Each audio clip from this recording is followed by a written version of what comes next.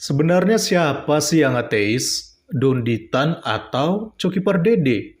Pertanyaan ini timbul ketika saya menonton diskusi mereka di channelnya Denny Sumargo. Mari langsung aja kita simak seperti apa videonya.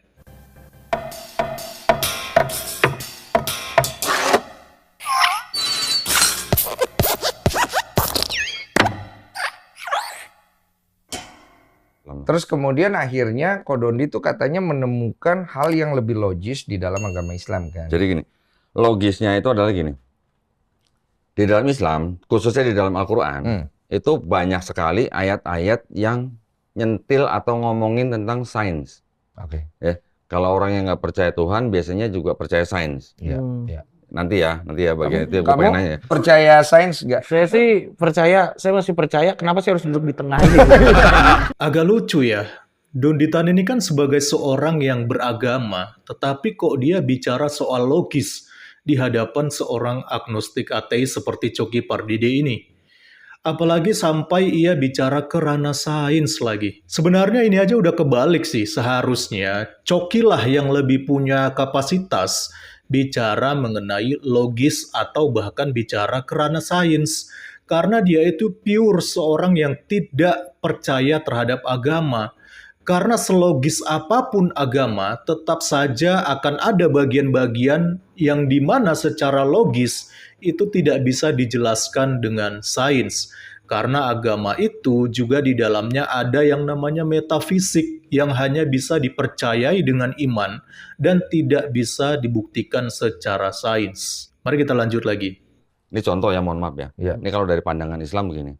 Ketika sebuah agama yang dia beriman dulu, tetapi dia melawan daripada akalnya, Iya. nah itu yang kita sebut tidak logis jadinya. Contoh yang paling gampang adalah begini. Tuhan pasti dia adalah punya sifat. Iya. Maha baik, maha benar, maha suci, maha pengampun. Ini adalah sifat-sifat yang kita ketahui Yang daripada kita ketahui Tuhan. ya. Maha pencipta dan sebagainya. Ketika dia melanggar sifat-sifat ini, logis nggak gitu? Iya. Ini sudah melanggar sifat nih. Iya. Berarti dia sudah melanggar kodratnya sendiri gitu. Iya.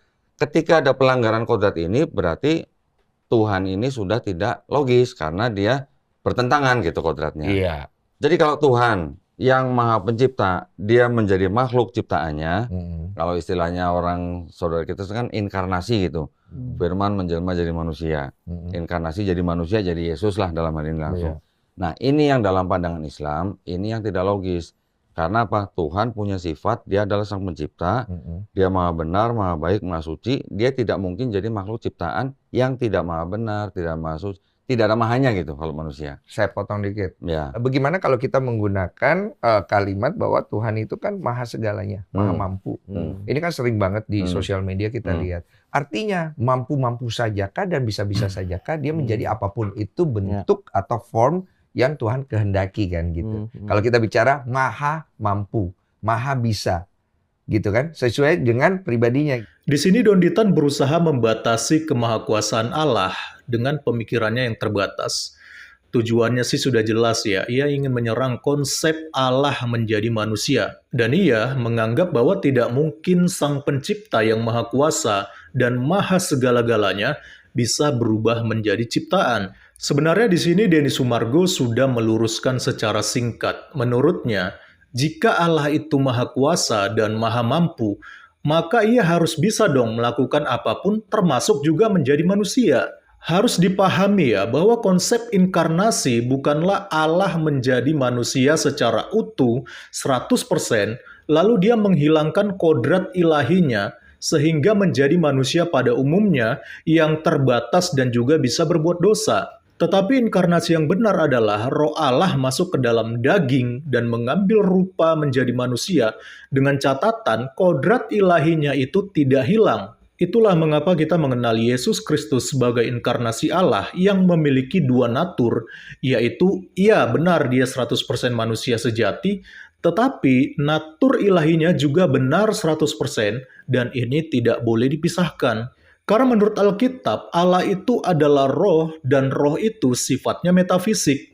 Tetapi karena Allah di dalam misi keselamatannya ingin mengambil rupa manusia, maka ia yang tadinya merupakan metafisik harus menjadi sesuatu yang bersifat fisik sehingga ia bisa berinteraksi dengan manusia dan kemudian melakukan karya keselamatannya. Justru dari konsep inilah akhirnya kita mengetahui dan mengenal bahwa Allah itu benar-benar ada dan ia adalah Allah yang maha kuasa. Dan dengan kemahakuasaannya itu, ia menunjukkan pribadinya, ia menunjukkan sifat-sifatnya, dan yang paling terpenting, ia menunjukkan kasihnya kepada kita sebagai manusia ciptaannya yang telah berdosa. Sebenarnya dengan cara berpikir Donditan yang seperti itu, justru terlihat bahwa ia sebenarnya ini tidak mengerti apa-apa tentang konsep inkarnasi yang benar menurut Alkitab. Harusnya narasi-narasi Donditan yang seperti itu lebih layak digunakan oleh orang-orang ateis yang tidak percaya Tuhan ada dan juga Maha Kuasa.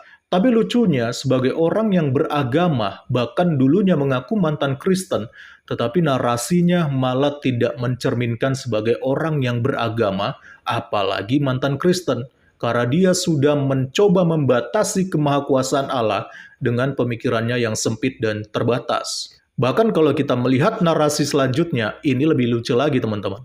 Gitu. Nanti bisa timbul pertanyaan begini, Silakan. Bang Denny. Bisa nggak Tuhan yang maha mampu itu menciptakan batu yang segitu gedenya sampai dia nggak mampu ngangkat?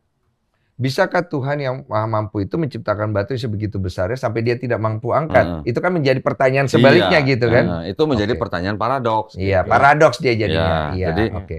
yang sesuatu yang tidak pada kodratnya gitulah. Oke, Nah, oke. Kita bilang maha kuasa bukan berarti dia maha kuasa, tapi pada saat yang sama juga dia tidak maha kuasa. Oke, gitu. maksudnya begitu. Nah, Jadi paradoks. Dia jadi kontra ya. Tidak bisa satu sifat yang A pada saat yang sama bersama-sama dengan being itu gitu loh. Iya. Contoh misalnya, kalau orang bilang Tuhan itu maha kuasa, karena dia maha kuasa, dia bisa jadi apa aja termasuk jadi manusia, kan begitu. Iya, itu kalau ada ungkapan seperti itu. Ada orang premis begitu ya. Iya, premisnya begitu. Kan kita bisa bertanya begini, kalau dia maha kuasa, dia bisa jadi apa aja termasuk jadi manusia, bisa nggak dia jadi iblis? Nah, itu kan pertanyaannya. Kenapa saya bertanya tentang jadi iblisnya? Mm-mm. Karena iblis kita sudah tahu, sama-sama tahu bahwa sifatnya pasti jahat. Wow. Betul kan? Iya. Kalau Tuhan punya sifat jahat nggak? Nggak. Nggak. Jadi bisa nggak pada saat yang sama, Dia- Tuhan yang tidak punya sifat jahat, Iya. mempunyai sifat jahat? Ah, itu maksudnya gitu. itu.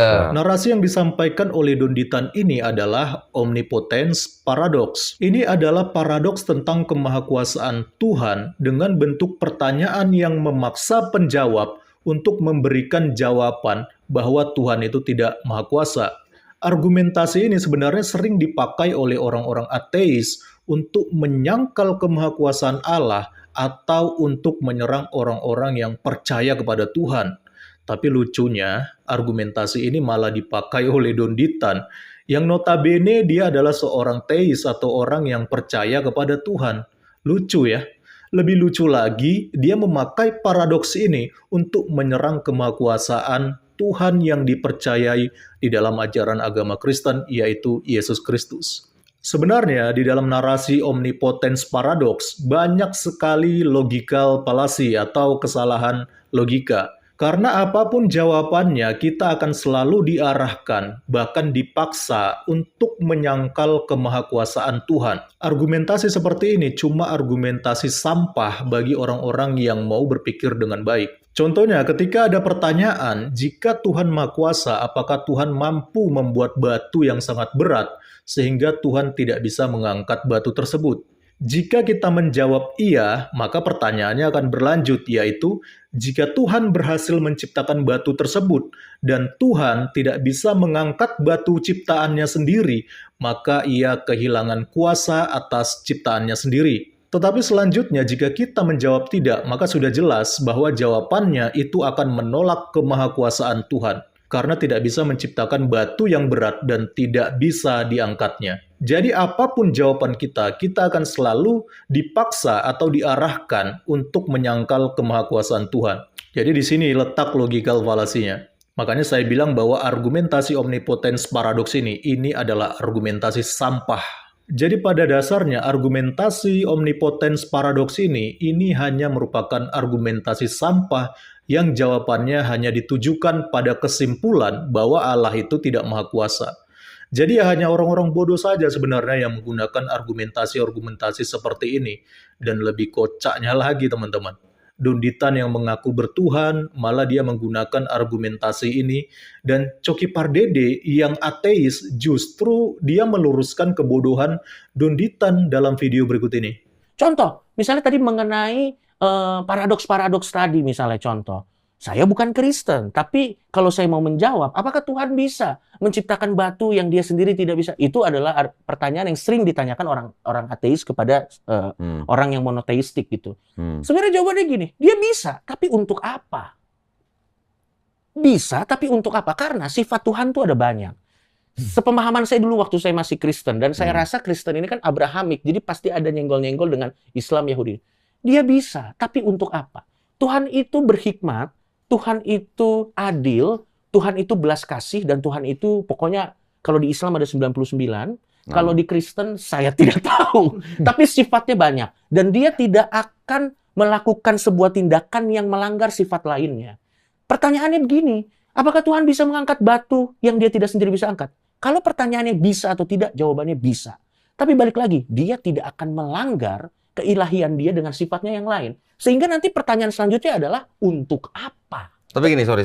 Tadi kan Coki kan menanggapi yang tentang bagaimana bisa nggak Tuhan menciptakan batu yang sedemikian gedenya sampai dia tidak bisa mengangkatnya. Iya. Itu memang paradoks. Kenapa? Paradoks. Karena begitu dia tidak bisa mengangkatnya, dia sudah tidak maha kuasa lagi. Kalau begitu sekarang pertanyaannya, apakah dia bisa mengangkat batu? Untuk apa? Apa tujuan? Apa yang harus saya buktikan dengan melakukan ini tuh apa? Karena kalau permasalahannya adalah kemahakuasaannya, ada hal lain yang lebih tepat sasaran yang bisa dia lakukan untuk menjawab soal kemahakuasaannya. Ngerti nggak maksud gue? Paham. Nah, Waduh, kena mental gak tuh ya? Donditan yang mengaku beragama malah diajarin sama seorang yang mengaku ateis seperti Coki Pardede ya. Di dalam melihat bagaimana kemahakuasaan Allah itu. Narasi Donditan memakai argumentasi omnipotence paradoks untuk menyerang kemahakuasaan Allah yang dipercayai umat Kristen.